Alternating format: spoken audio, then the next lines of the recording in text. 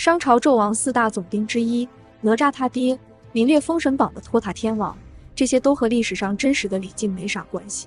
真实的李靖作为唐朝开国名将，却被李渊和李世民猜忌，唐朝2代帝王数次磨刀霍霍想杀他，愣是没找到下手的机会。在李靖惊险刺激的一生中，大半时间都是在和上司周旋走钢丝。一个战绩爆棚的名将，为何遭到上司的如此对待？这是说起来还是李靖自己的锅。对于李唐帝国的皇帝来说，李靖是个有政治污点的人。早在李渊密谋反隋的时候，李靖就干过一件缺的事，他把自己绑了，跑到扬州向隋炀帝告发李渊的阴谋。诡异的是，他为什么要给自己带个夹子呢？这不是表明自己是戴罪之人吗？对于这件事，我们只能这样理解，李靖参与了李渊的密谋事业，但由于立场不坚定，想反水戴罪立功。没想到李渊的胜利来得太快，堪比在法国投降前占领巴黎，李靖还没到隋炀帝跟前，长安已经沦陷，这就非常尴尬了。李靖轻易被李渊抓住，要被当作革命事业软骨头的典型，当场处决以儆效尤。临行前，李靖大喊：“您举兵讨伐暴隋，难道要以私人恩怨杀壮士吗？”这是李靖一生中在老板面前话最多的2次之一。另一次我们后面会讲到，李靖在老板面前话少是出了名的。史书记载，他在朝廷上经常嘴巴子如啮半天，说不出一个字。如果你以为李靖是武将出身，大老粗不会说话，那就大错特错。当事人对他的评价是才兼文武，出将入相，说明李靖文武双全。不说话不是不会说话，是不想说话，也是不能说话。但该说话的时候，李靖绝对不会沉默。比如这一次，他要死了，说出的话水平多高？他不是跪地求饶，而是理直气壮。你李渊干革命，不就是为了推翻隋朝的腐朽统治吗？现在因为这点嫌隙，就杀掉我这个人才，让天下人怎么看？他认定李渊是要做曹操的，所以才这么说。当年贾诩怂恿张绣第2次投降曹操，张绣一脸蒙圈地说：“贾先生啊，我已经投降过1次，又反水过1次，再投降不是去送死吗？”贾先生指点说：“放心吧，死不了。曹操是干大事业的人，他需要人才，需要向天下英才做出个姿态，至少表面上会非常宽待你。”果然曹操没杀张绣，李渊也同样没杀李靖。但李靖这个污点在老板心里再也洗不掉，要不是李靖才看大用，他早已死过好几回了。基于对李靖的极度不信任，李渊长期把他放在边疆地区任行军总管，一方面是利用他的作战才能，另一方面则考虑用的不顺心就杀。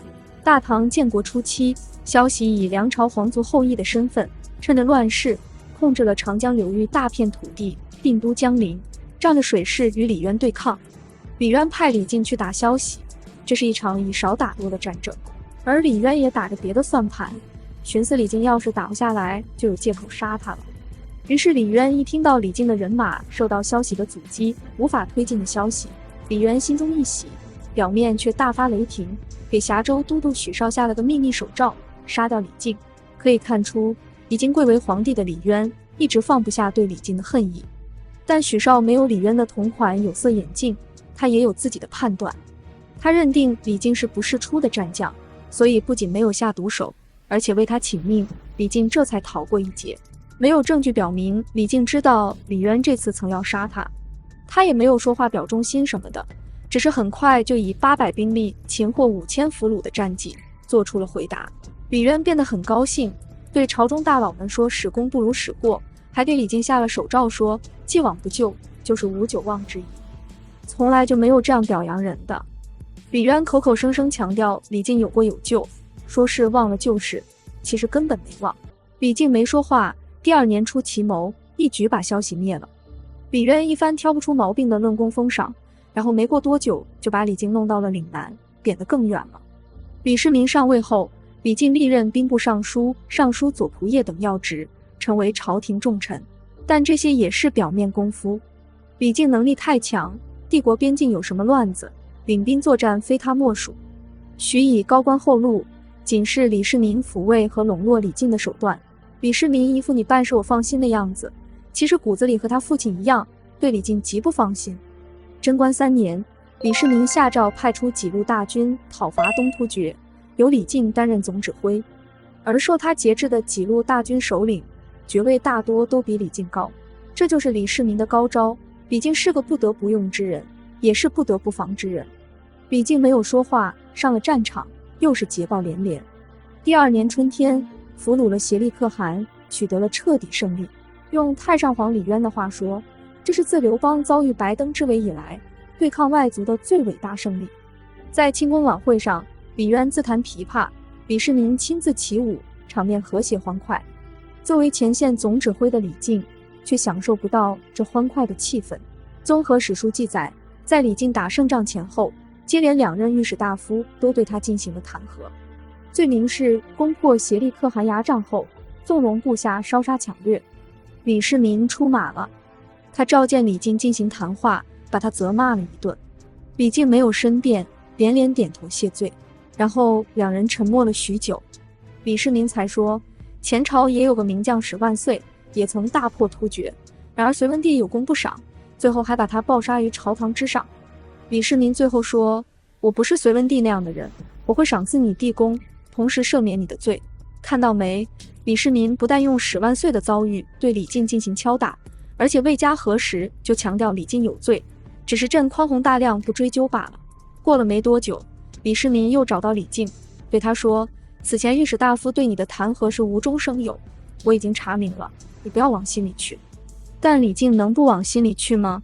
然而不管老板之前如何玩弄文字游戏，甚至2任御史大夫的构陷弹劾，极有可能也是老板的授意。李靖自始至终没有辩解，要是他很不合时宜的一定要抗辩，要跟老板面红耳赤的争个是非对错，估计没罪也要被整得很惨。这种事太常见了，小孩子才讲对错，成年人只看利益。64岁那年，李靖以足疾行动不便为由请求退休，李世民欣然同意，没有挽留。紧接着对李靖进行一番名为褒扬实为训诫的说教，说古往今来，身居富贵而能知足止步的人太少了，大多数人啊，财虽不堪或身体有病，还是不愿放弃职权。然后第2年，吐谷浑入侵凉州，李世民尴尬了，他知道非得返聘刚退休的李靖不可。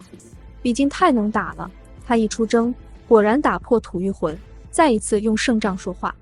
但他永远逃不过那个魔咒，每次大功告成，即有凶险随身。这一次是利州刺史高赠生等人告他谋反。李世民的处置方式颇有意思，据史书记载是命法官按其事，命令法官核实李靖谋反之事，好像巴不得找到李靖谋反的证据一样。可见他心里仍然相信李靖会谋反，最终当然查无此事。高赠生等人因诬陷被流放，李靖仍旧没有说话，把自己关在家里，连亲戚都很少见，相当于自我软禁了。后来李世民让李靖教侯君集兵法，侯君集恨李靖不尽心传授，也诬告李靖谋反，真是树欲静而风不止。李靖为何屡遭同僚诬陷？这个问题细思极恐。除了同僚嫉妒其功绩或泄私愤以外，与李家2代老板纵容甚至指使对他的诬告不无关系。你李靖确实是大唐第一名将，南北西3面军事危机都是你搞定的，没有你不可能打得这么顺。贞观之治，一大半武功要归到你名下，这么有能力的人，聪明的老板不可能放着不用，用了又怕功高盖主，野心膨胀，更何况他还是有污点的人。帝王面对这个两难怎么办？只能用政治谣言和诬告时刻敲打警示，让李靖时刻处在高压和危机之下，表面风光，战功赫赫，内心焦虑，不敢乱想，这就两全其美了。当然这两全的是皇帝的美，李靖美不美无所谓。不得不承认，李渊、李世民父子的政治手腕比历史上大多数帝王高明多了。不杀降臣，不杀功臣，人尽其才，人尽其用，所以才能让李靖把军事才能发挥得淋漓尽致。都说用人不疑，疑人不用，李靖遇到的两任老板却非如此，而是用人照疑，疑人照用。站在皇帝的角度讲，这是难分对错好坏，他们宁可委屈一个名将，也要拔出威胁皇位的种子。好在李靖一次次涉险过关，最终平安落地，生前名列凌烟阁24功臣，死后背脊哀荣。他背后的老板也赚到了，后世几乎没有人怀疑李世民防范李靖的险恶用心，通通称赞他是知人善任的贤君。李靖就是李世民自我塑造明君形象的模板之一。不过再仔细想想，在李靖与两任老板的关系处置中，最高明的其实还是李靖。首先，李靖确实没有谋逆之心，这一点先保住了他的安全。在流言四起的环境中，哪怕他稍微有一丁点不臣之心，也会被无限放大，最终要么被杀，要么不得不反。历史已用无数前车之鉴证明了这点。还是那句话，他毕竟是有前科的人。其次，李靖应对谣言诬告的态度堪称经典，无人能敌。当老板怀疑你的时候，不用申辩，不用抗议，这只会使你的损失更惨重。即便你在口头上把老板对得哑口无言，证明了自己有多清白无辜，老板依然可以用手中的权力，轻则让你去职，重则让你去死。权力是不认道理的。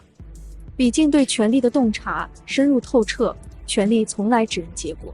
他对唐朝还有用，这是他唯一的护身符。面对诬陷，面对质疑，他从不多说话，从不解释，只是用一次又一次的胜利，用一场又一场的胜仗，堵住了权力的血盆大口。哪怕到了晚年，垂垂老矣，他仍然展现出自信的名将风采，刻意积极做事，积极表现。贞观18年，李世民要征高句丽，故意试探李靖说：“你一生戎马征战，南平消息，辅公时，北灭东突厥，西破吐谷浑，为我大唐立下不世之功。现在只有东边的高句丽尚未征服，你怎么看？”李靖说话了，这是他一生中第2次，也是最后一次在老板面前说这么多话。他说：“臣王者凭借天威，饱展微笑，今残年朽骨，唯你此行。陛下不弃，老臣病期抽矣。”他把此前的战功全部推到老板身上，然后表态出征高句丽自己能随行，希望老板不要嫌弃我年纪大，一身病。这一年他74岁，老板当然没有同意。李世民只是试探一下，心满意足地走了。这下年迈的李靖应该长舒一口气，老板对他彻底放心了。